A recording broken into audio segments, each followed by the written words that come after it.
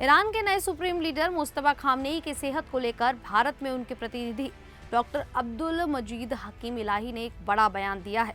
उन्होंने कहा कि मुस्तफा खामनेई बहुत स्वस्थ और अच्छी हालत में हैं। हालांकि इलाही ने यह भी स्वीकार किया कि उन्हें ठीक से ये नहीं पता कि सुप्रीम लीडर ने अपना पैर खो दिया है या नहीं।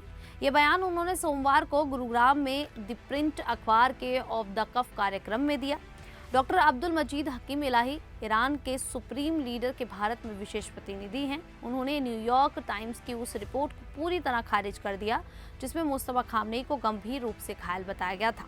उस रिपोर्ट में कहा गया था कि युद्ध के दौरान हुए हमलों में उनके एक पैर पर 3 बार ऑपरेशन हुआ है और वे प्रोस्थेटिक लेग का इंतजार कर रहे हैं। रिपोर्ट में यह भी दावा किया गया था कि उनके एक हाथ की सर्जरी हुई है। चेहरा और होंठ बुरी तरह से जल गए हैं जिससे बोलना मुश्किल हो गया है और आगे प्लास्टिक सर्जरी की जरूरत पड़ेगी।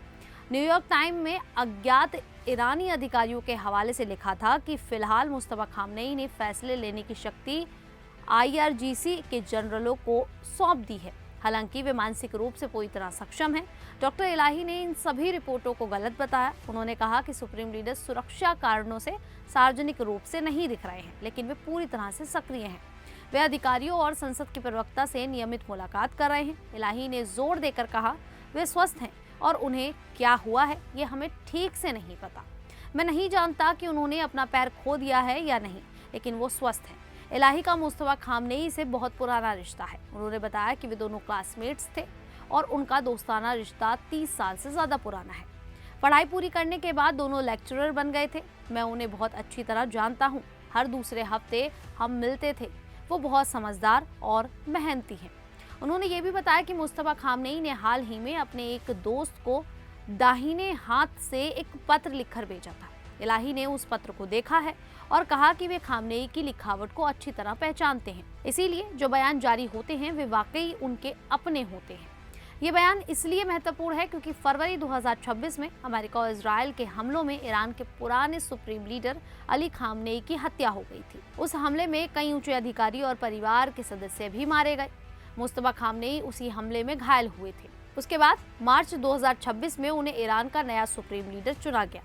उसके बाद से वे सार्वजनिक रूप से नहीं दिखे, जिससे उनकी सेहत को लेकर तरह तरह की अफवाहें फैलने लगी। ईरान के राज्य टेलीविजन और सरकारी एजेंसी IRNA ने उन्हें युद्ध में घायल वायोवृद्ध कहा है। डॉक्टर इलाही ने पुराने सुप्रीम लीडर अली खामनेई की बहादुरी का भी जिक्र किया। उन्होंने बताया कि हमले से 2 दिन पहले सुरक्षा अधिकारी अली लारिजानी अली खामनेई के पास गए और उन्हें सुरक्षित जगह पर जाने की सलाह दी, लेकिन अली खामनेई ने हंसकर जवाब दिया कि जब गरीब सैनिक मोर्चे पर लड़ रहे हैं तो मैं कैसे छिप सकता हूं।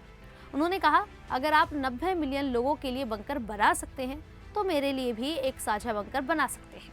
बाद में लारिजानी भी मार्च में इजरायली हमले में मारे गए।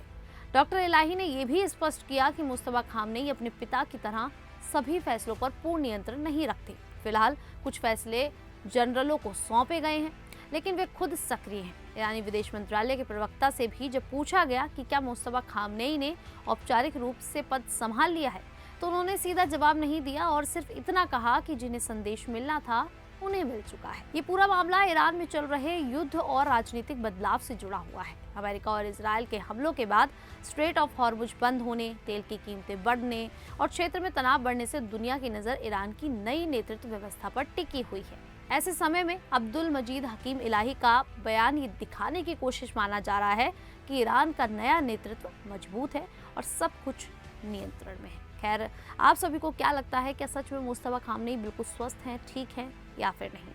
आप हमें कमेंट करके अपनी राय जरूर दीजिए। अभी के लिए इतना ही, फिर हाजिर होंगे ऐसे ही देश और दुनिया से जुड़ी बड़ी खबरों के साथ। तब तक के लिए देखते रहिए द न्यूज़ 15।